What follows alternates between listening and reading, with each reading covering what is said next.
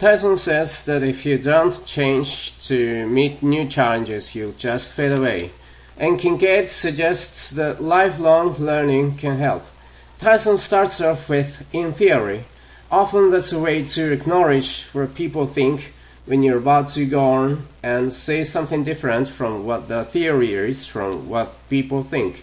So usually somebody starting off with "in theory" follows it up with "but" or "and" what's sexual, or they might say "in reality." Tyson also uses the phrase "the human touch," and by using that he means something softer and warmer. It doesn't have to be an actual touch. It's sort of the opposite of mechanic and cold and scientific. Survival of the fittest is an idea that was described by Charles Darwin in the book he wrote. He was writing about how species develop, but nowadays it's often used to talk about any kind of competition where strong competitors become stronger and more effective, and the weakers fade away or disappear from the arena.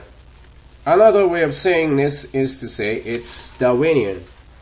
If you meet something head-on, you meet it directly.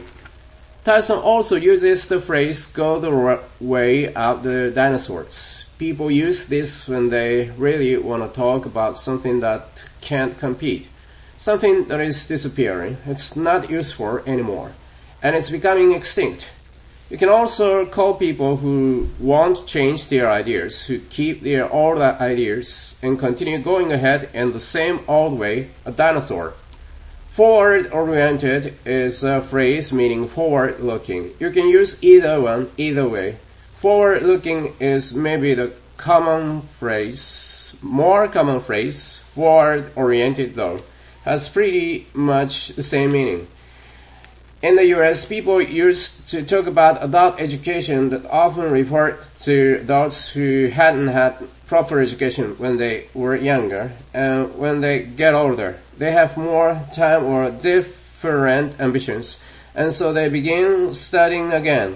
Recently, though, people talk more about lifelong learning. It applies to everyone who might go back to school, whether it's to get a high school diploma because they dropped out when they were young, or to change careers, or if they just want to learn something new because they're interested. If you're right on the money, you're exactly correct. I think the phrase comes from betting. The phrase "under your belt," under one's belt, is often used to talk about something that you're fully in control of, something that is completely yours.